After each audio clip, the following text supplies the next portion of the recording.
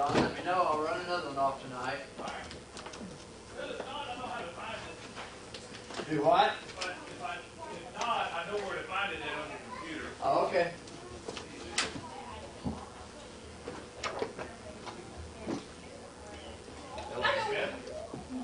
Hello, Kathy. Howdy.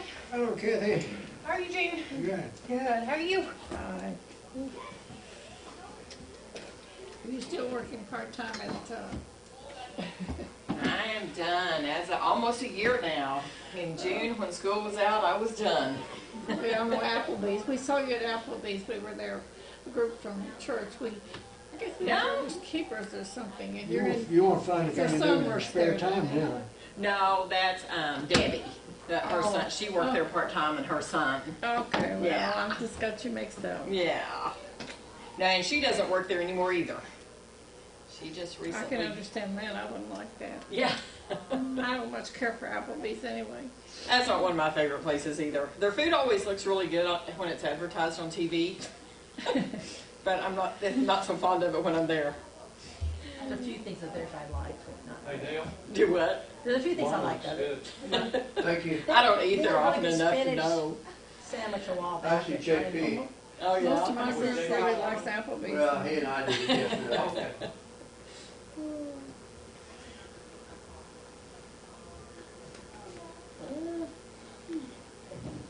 Shucks.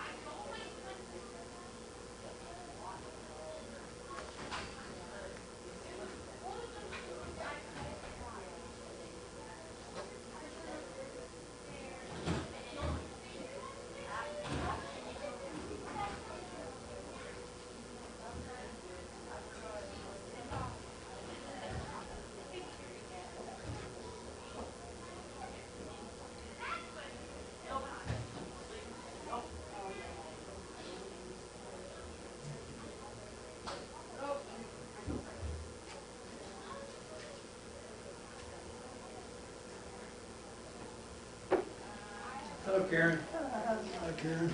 I hate you. Hello. Hello. How are you? Thank you. Kind of a small class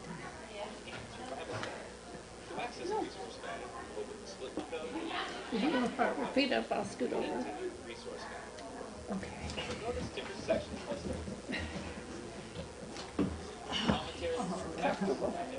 Yeah. These sections contain impertinent information.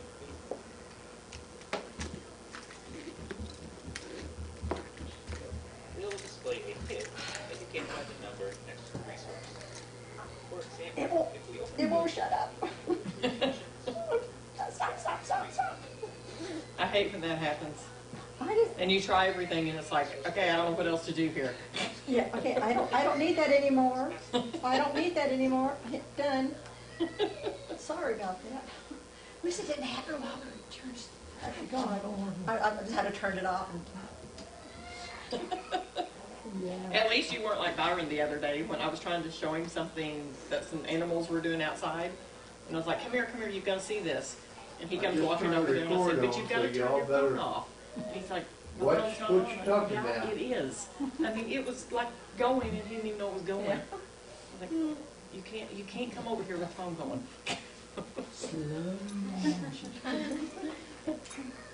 Hey, you're here. She's back again. I'm here. Yeah, it took Tommy. Yeah. He had even more insistence than he did. He had 3. Yeah. Clock on the wall says it's time to begin. There'll be a few more coming in a second, I think. I think Ozzy just pulled up. I think John Nick will be here tonight. He walking again? Huh? He said, is he walking again? Yeah, well, he may not be here because I don't think he can drive yet. Oh. And so if Sharon's not here tonight, he won't be here. Yeah. Anyway, they determined the blister on his big toe was due to his diabetes. Oh, So that's not good. the doctors told him he didn't want him driving until he saw him again. There's Jensen. Talked to Cindy Kemp today, and the reason she wasn't here Sunday is because she had a sulfa reaction to a eye drop medicine that they gave her. No, that they gave her daughter. She had a reaction to what they gave one of the girls? Because she used it herself. Oh, you're not supposed to do it. She had a, Yeah, bad she had a decision there. sulfa reaction to the eye drop medicine that they gave her. And Wow. so the pharmacist gave her something else. And the pharmacist told her, as I told her, I said, you make sure that every doctor knows that you have sulfa allergy Remember having that in because your head. that can get really serious. Isaac, how are you? Doing well. Sorry I'm late again. I'm It's okay. 2 for 2, man. It's not my fault today, I promise. That's all right. We're in Genesis chapter 14. We had just started last week. We got through verse 4 last week, talking about the kings. There's a lot of difficult names in this chapter, and so some of it I'll read just because of the fact that if anybody's going to be embarrassed about the pronunciation of these names, it might as well be me. You're good.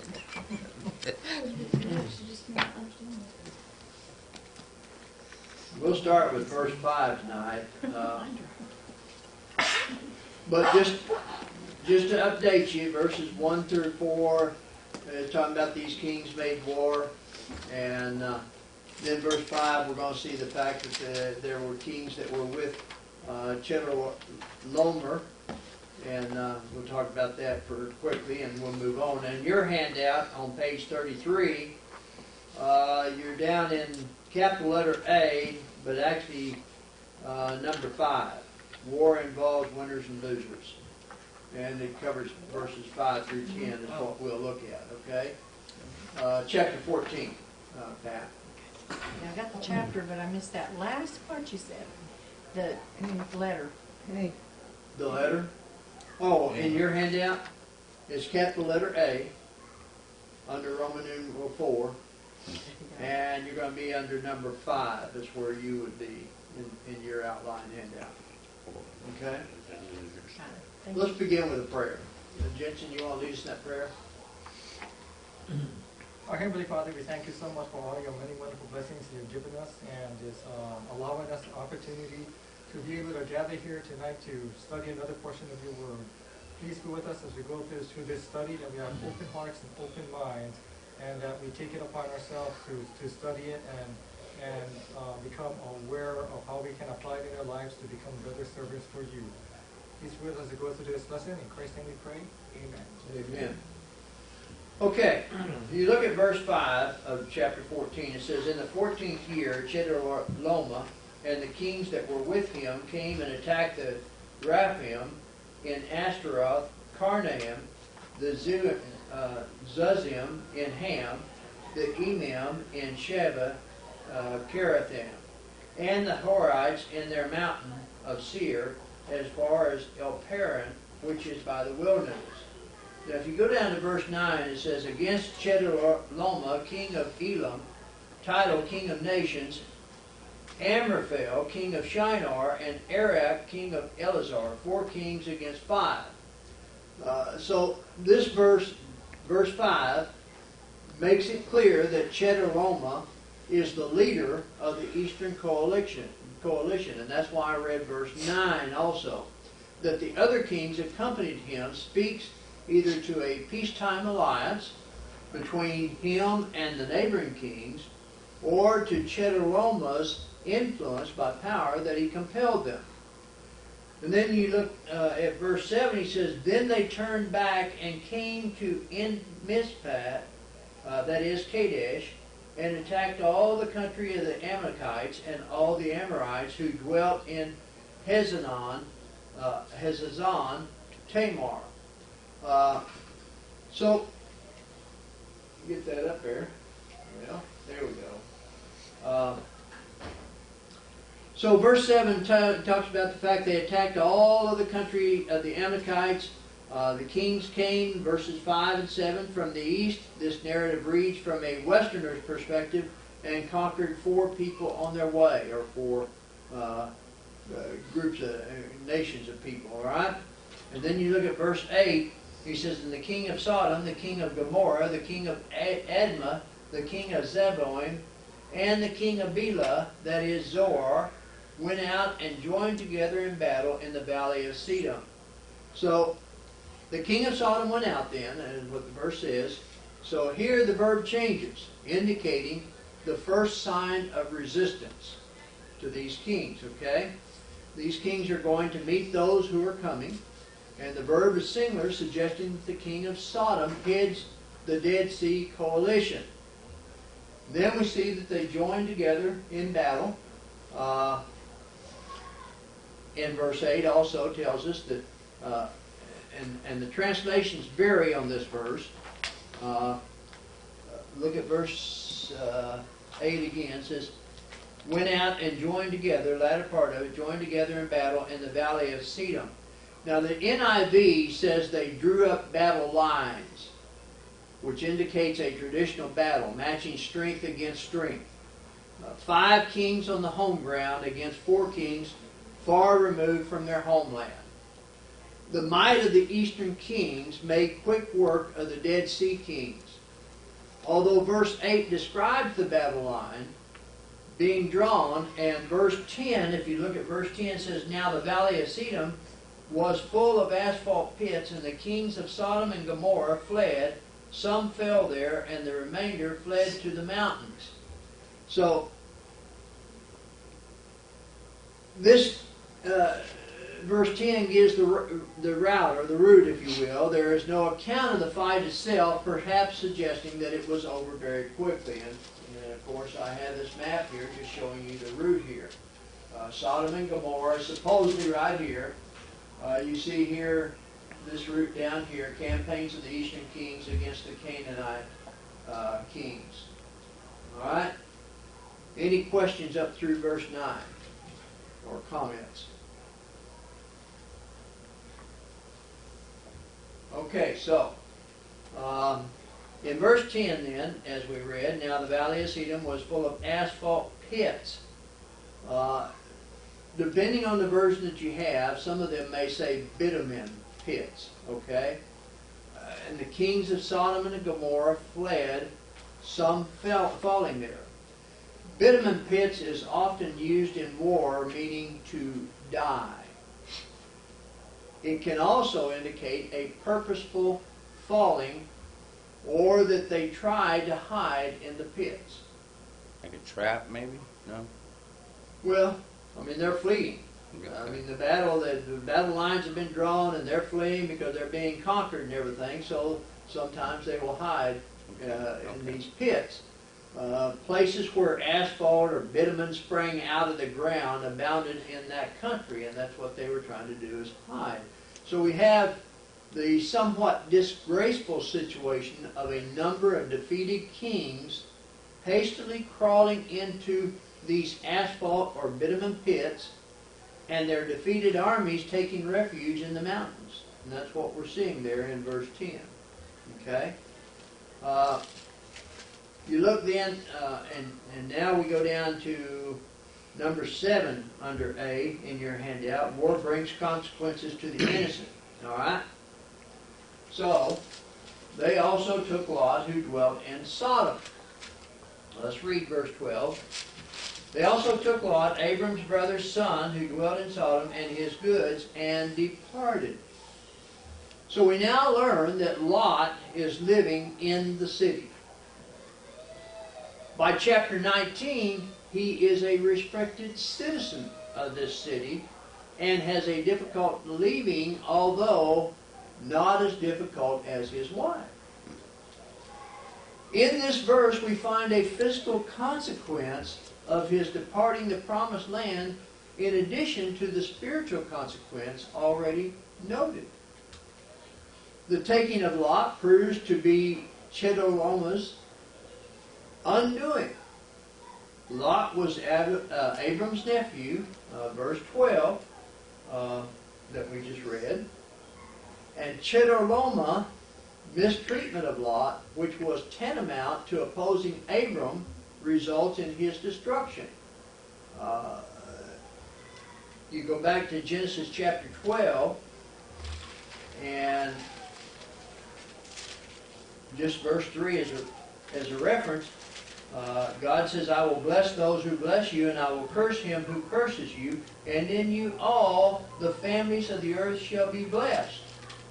So, this is what happened here. Chedorlaomer, his taking of Lot proves to be his undoing because of God's promise. Any comments or questions through verse 12? And what you read was a promise to Abraham, right? Uh-huh. Okay. Yeah, in chapter 12. Yeah. And of course, Lot being Abram's nephew. You know, I have a real problem with Lot because the way he acted when they came to his door, wanting the people that were sent there by God, wanting them to come out, and Lot offered his daughter. So Yeah. I have a real problem with Well, it Lot. just shows his love for God, the way I see it, or his angels. We'll spend a little bit of time on that. Well, I know Mary, I'm ahead of I understand I'm what you're ahead of saying you. there. You So gotta love God more than you do your family when it comes down to that. That's what I would think. that's true. That's true. All right. Now then, in capital letter B, in your handout, Abram is called a Hebrew in Genesis chapter 14, verse 13, the first part of it, and then capital letter C, there are times when alliances with others work for our benefits, and that's Genesis 14, 13, the latter part of it. The word Hebrew means from across the river. Abram was from across the river Euphrates, and Abram was the father of the Jews, but he was never officially a Jew. All Jews are Hebrews, but not all Hebrews are Jews, is what Eske's saying here. So let's just look at verse 13. It says, Then one who had escaped came and told Abram, the Hebrew, for he dwelt by the terebinth trees of Mamre, the Amorite, brother of Eshcol, and brother of Aner, and they were allies with Abram. So, put that up there. And, well, let's see, that wasn't quite ready. Yeah, it was. Okay. So the one who escaped came and told Abram the Hebrew, and even though Abram had no property, he would be well known enough to be the immediate destination of an escapee. This is the only place where Abram is referred to by his race. It is clear that Hebrew is only invoked in context when Abram and his descendants stand in relation to members of other national groups. Reference to Abram the Hebrew distinguished him from Mamre the Amorite. And so that's why it specifically says Abram the Hebrew here. Page turned here. So the use of the Hebrew is not a term used by Israelites of themselves, but only by non-Israelites of Israelites. Look at Genesis, the 39th chapter, and Isaac, read verse 14 for me. That she called out to the men of her house and spoke to them, saying, See, he has brought in to us a Hebrew to mock us. He came in to me to lie with me, and I cried out with a loud voice. Okay. And then we also look at Genesis, the 41st chapter, and verse 12. Ron, you had that? Now there was a young Hebrew man with us there, a servant of the captain of the guard. And we told him, and he interpreted our dreams for us. Each man he interpreted according to his own dream. Okay, so let me say again, the use of the Hebrew is not a term used by Israelites of themselves, but only by non-Israelites of Israelites. Okay? Then it goes on to say, Mamre, the Amorite, brother of Eshcol and brother of Aner, and they were allies with Abram. The names seem to be listed only as indicators of where Abram lived. The descriptor allies may indicate why Abram lived near them. That there is an alliance will later explain why they joined Abram in this rescue operation. Just look at verse 24 real quick of chapter 14. And verse 24 says, Except only what the young men have eaten and the portion of the men who went with me, Aner, Eshcol, Mamre, let them take their portion. And so there appears to be an alliance here, as we see in verse 24. So the three brothers were probably the heads of aristocratic families in Hebron. And they had an alliance then with Abram. So we see Abram's pursuit here. Here you see Dan, and here you see Hebron. And so Abram's pursuit of the eastern kings and rescue of Lot is what we see here on the map.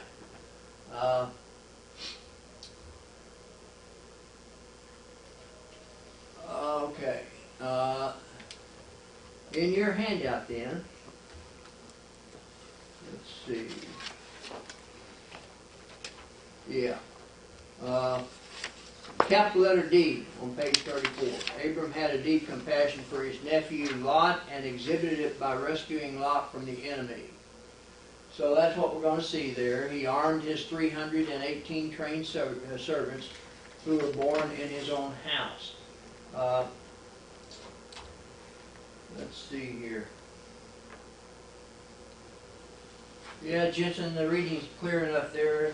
Not any difficult names, so read 14 through 16 for me, of chapter 14. Now when Abram heard that his brother was taken captive, he armed his 318 trained servants who were born in his own house, and went in pursuit as far as Dan.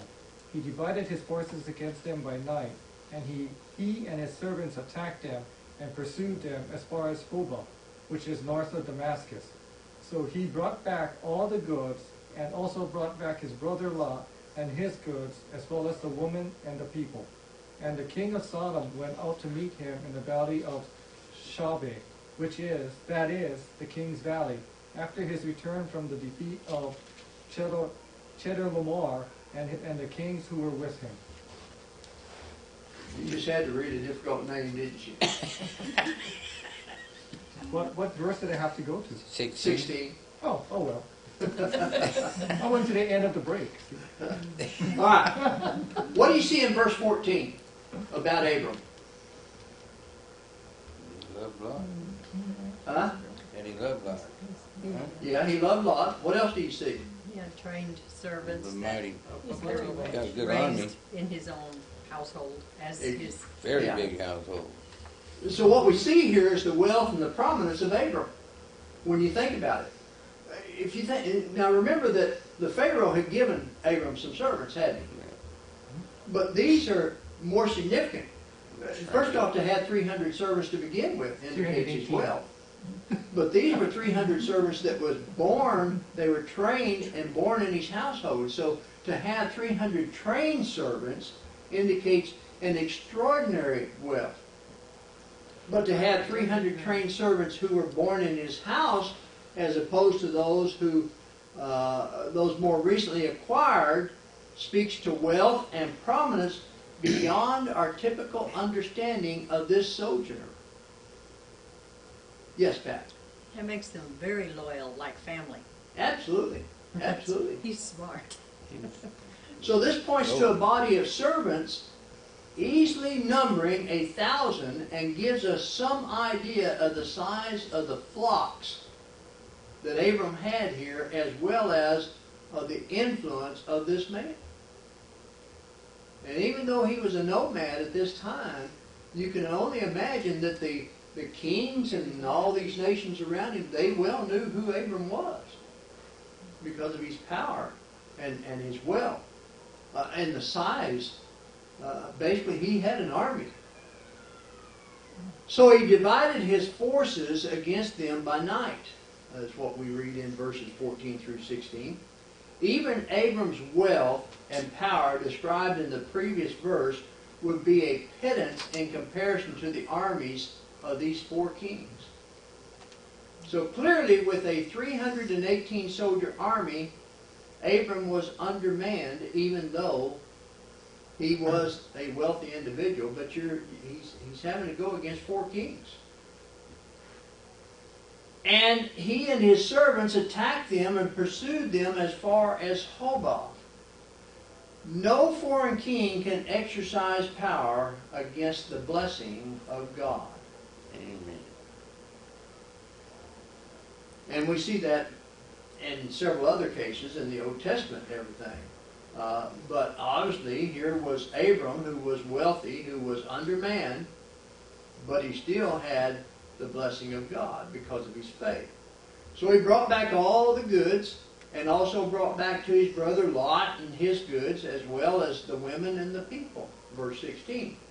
So the other possessions are listed as well. But the primary purpose of his warring was what? What was the primary purpose of Abram going to war here? Get Lot. To rescue Lot. To get Lot, yeah. To get his kinsman back. All right, any comments or questions through verse 16? Well, do you think the people knew who Abraham's God was? I'm know not so that he sure they offered- knew who Abraham's God was, because Yeah. most of these people were idolater worshippers. Right, but they would know that Abraham worshiped God, and they would know that he offered sacrifices, so they may have been afraid, too. Very well could have, yeah. Pat? Remember Egypt and the Exodus? That spread like, I mean, they didn't need TV and radio. Exactly It right. spread far and wide. Yeah. Everyone told everyone else. Yeah. So they probably had a good idea. Oh, yeah. This man was different. He was definitely different, and they knew that. They may not have known exactly why, but they're learning. I think they might have known, but no one, it's just like in this day and time, there's a lot of people that just don't want to worship God Almighty. A lot of people just make that choice. Village. It's like, well, he worships Jehovah, but we don't care. Well, the attitude of people today is that the Bible was written for people in another age. And times have changed, and therefore God expects us to make revisions and to update as we go to the current times. And the problem is that mankind, for the most part, where we get into trouble is we follow the teachings of man instead of the teachings of God. And when we follow the teachings of man, then we are led astray. There's a verse in Hebrews, he doesn't change. He's the same today as he was back then. Yeah. He doesn't change, we do. Well, But even in that the doesn't even give us excuses. Yeah, even in the first chapter of Revelation, I am the Alpha and Omega. I'm the beginning and I'm the end. And the first and the last. When you get right down to it, God said it and that settles it. He does. All right. So, now we're looking at verse 17, and that would be capital letter F in your handout. So let's look at verse 17 and 18. It says, And the king of Sodom went out to meet him at the valley of Sheba, that is the king's valley, after his return from the defeat of Chedorlaomer and the kings who were with him. Then Melchizedek, king of Salem, brought out bread and wine, and he was the priest of God Most High. Okay, so the king of Sodom went out to meet him. This would suggest that the king of Sodom did not die in those asphalt pits, the bitumen pits, okay? Or bitumen pits. Here, he comes from hiding, or if enough time has passed, from his home to meet Abram at this point. And so then we look at we read verse 18. Let's look at verse 19 and 20 as well. Kathy, you want to read that for me, please? And he blessed him and said, Blessed be Abram of God Most High, possessor of heaven and earth. And blessed be God Most High, who has delivered your enemies into your hand, and he gave him a tithe of all. Okay, Melchizedek. We're going to look a little bit about Melchizedek. Like most kings in the ancient world, Melchizedek also served as the priest of his people. He was first a priest of God Most High. And this description of God is an uncommon one, yet not one without significance. It draws attention to the exalted character of God. Because any priesthood is evaluated according to the status of the deity who is served, which means that Melchizedek's must have been of a highly exalted kind. That a priest of God would come from a Palestinian city is something of a surprise. Evidently, God was also calling out a people for His own name from among the Gentiles, even though the text rarely pauses in its pursuit of the promised plan of God through the Hebrew people to reflect on this phenomenon. Melchizedek's appearance is something of an enigma. The Hebrew author would later pick up on this and use it as evidence of his enduring priesthood. So there is little doubt then that the text treats him as if he were a real historical character who touched the life of the biblical patriarch at a very crucial time in his service for God. And although the Old Testament is silent about Melchizedek after this brief appearance, except in Psalm 110 and verse 4. Pat, do you have that? Sorry. That's I even okay. had a different train of thought. That's all right. People remembered him, though, when we look at Psalm 110 and verse 4. And while you're looking at that, there is some evidence that the Hasmonean priest kings of Judah, back in 164 BC to 63 BC, from which the Sadducees probably came, looked to Melchizedek for a precedent of a person who was both a priest and a king. Do you have Psalm 110 first? The Lord has sworn and will not relent. You are a great priest forever, according to the order of Melchizedek. Okay. So here we go all the way to Psalm 110, and the psalmist mentions Melchizedek. And yet here we see a very brief comment about Melchizedek. David says that the Messiah was to be of the same order of the priesthood as Melchizedek. But what exactly is the order of Melchizedek? He was a king and a priest. Of the God King Most and a High. priest. Was he the only king and priest? Other than Christ? Yeah. He was without beginning of days or end of life. Do what, Pat? Melchizedek was without beginning of days or end of He life. had no Yes. genealogy. Yeah. Yeah. Go to Hebrews chapter 7 and look at verses 1 and 2. Steffi, you feel like reading? Yeah. For this Melchizedek, king of Salem, priest of the Most High God, who met Abraham returning from the slaughter of the kings and blessed him.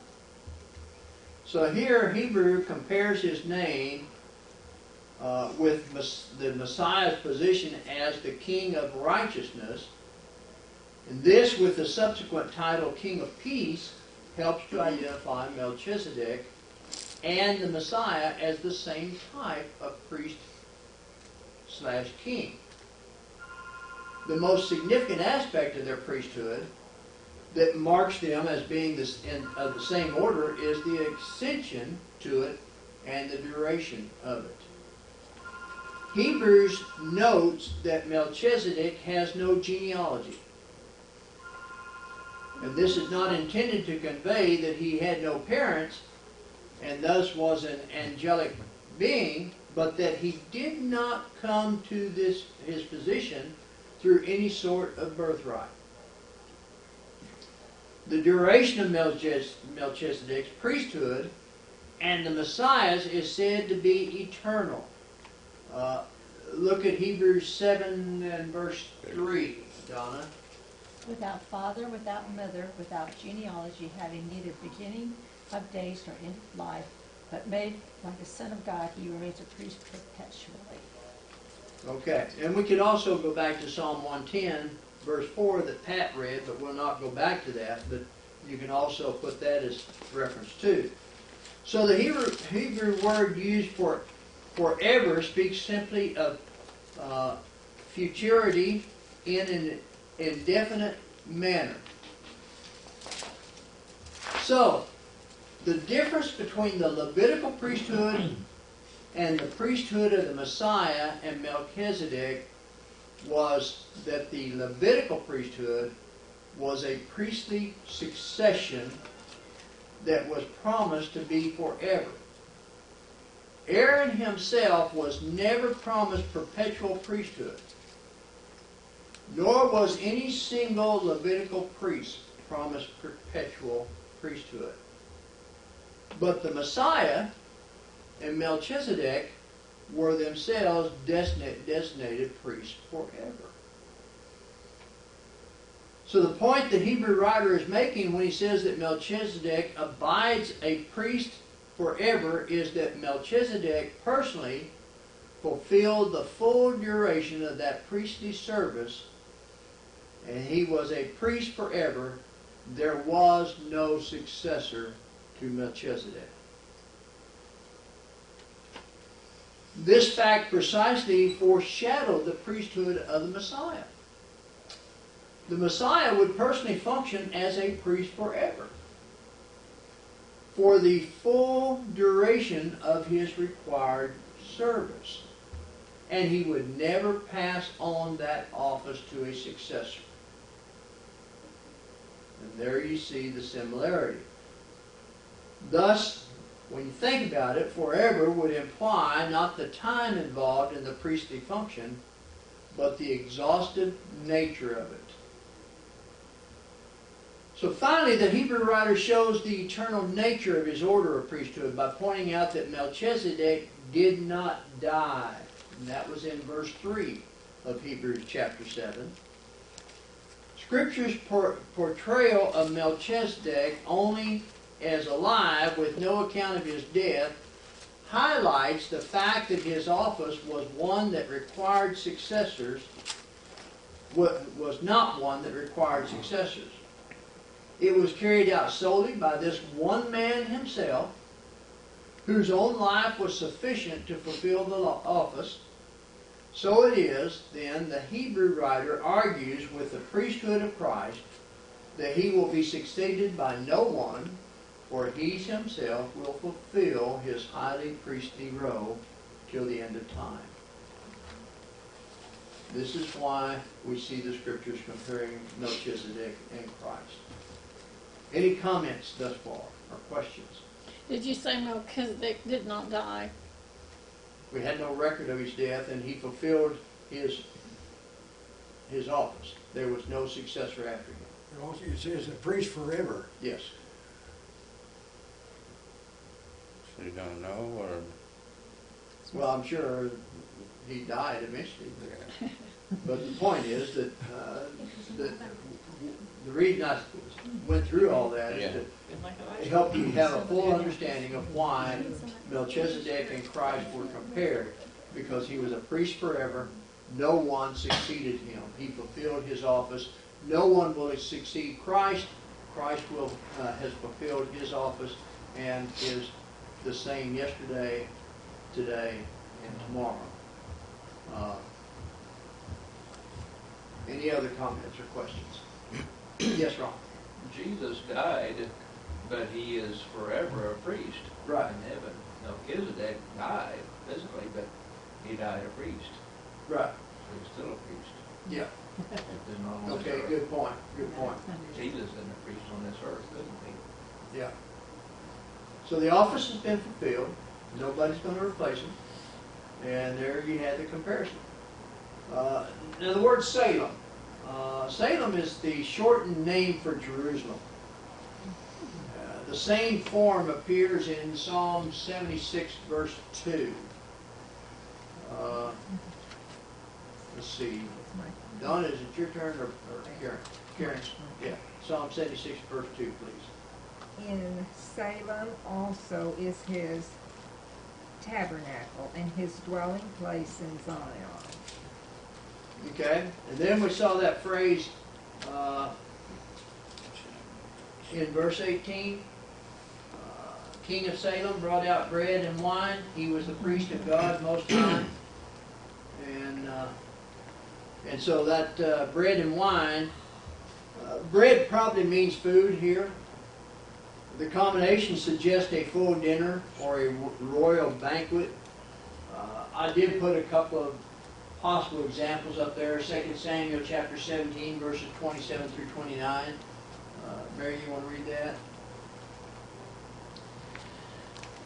When David came to Shobi, son of Nashon, oh my, I'm not the right place. 2 Samuel? Oh, yeah. Yeah. There's a bunch of long words. There's a lot of big words there. A bunch There of fun, some big words games. there. You want me to read it? No, I'm going to go down to verse 28. Okay. Brought bedding and bowls and articles of pottery. They also brought wheat and barley, flour and roasted grain, beans and lentil, honey and curds, sheep and sheaves from cow's milk for David and his people to eat. For they said, the people have become hungry and tired and thirsty in the desert. Okay. This is just an example. We can also look at Proverbs 9, verse 5. Isaac? Come, eat of my bread and drink of my wine I have mixed. All right. Then we see that phrase, God Most High. Following the bread and wine, he was the priest of God Most High. This name given to God is somewhat perplexing. The two Hebrew words, Elyon, refers to two distinct pagan Canaanite deities.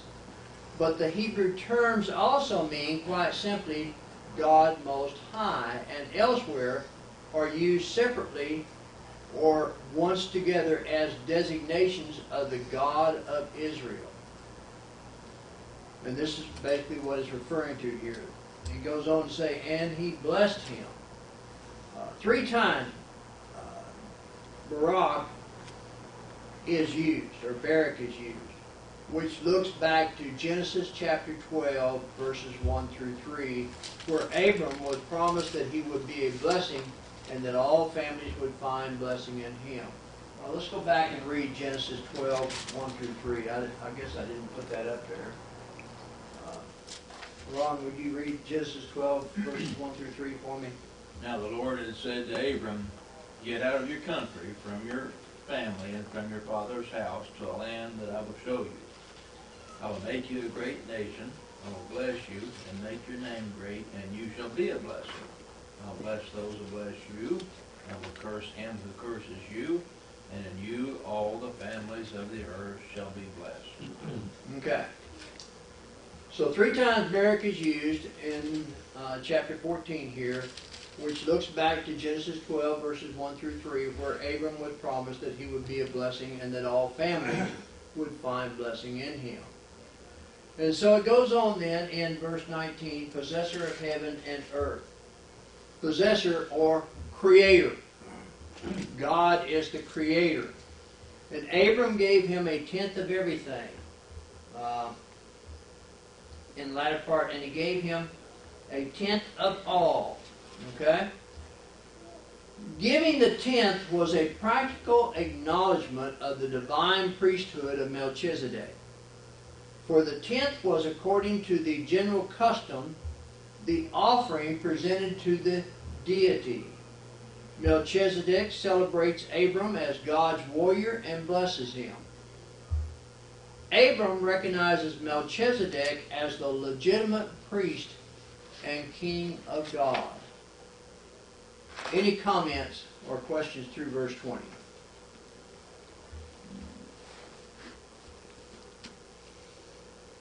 All right, in your handout then, it'd be capital letter G at the bottom of page 34. Abram was careful not to beholden himself to the king of Sodom. Let's see here. And that's what I had there at the bottom. Give me the persons and take the goods for yourself. So let's look at verse 21. It says, now the king of Sodom said to Abram, give me the persons and take the goods for yourself. So with little bargaining room, the king of Sodom makes a plea for the freedom of his people at this point. He's generously offering Abram the spoils of the war that he had already taken. So what is wrong with the king of Sodom's proposal is his audacity and his attitude. The victor, not a defeated king, has the right to stipulate the disposition of the spoils of war. He didn't have that right.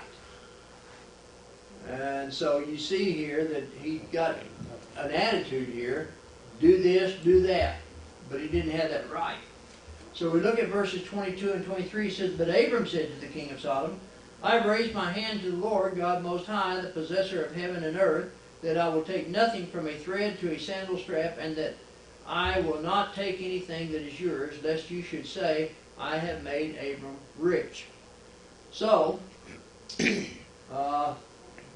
Abram had made an oath that he would not keep any of the Sodomites' possessions, lest their name become associated with his name.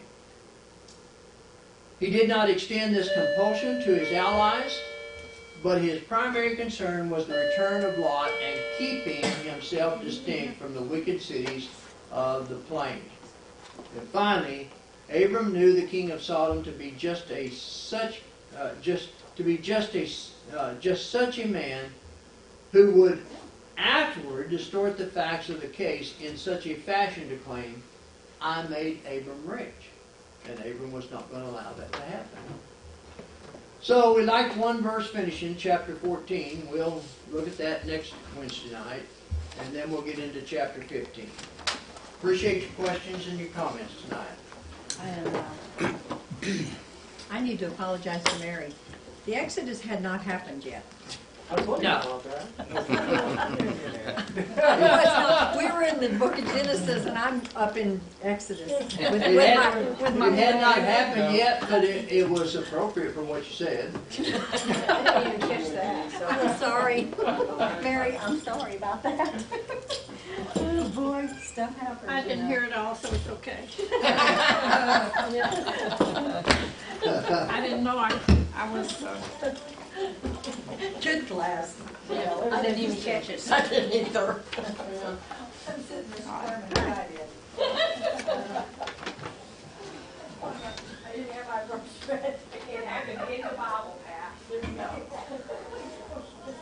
You having fun? Huh? Are you feeling real bad? Just a lot of pain when the medicine wears off. You haven't been working, have you? Part day is not full day. I can't sit straight up all the time.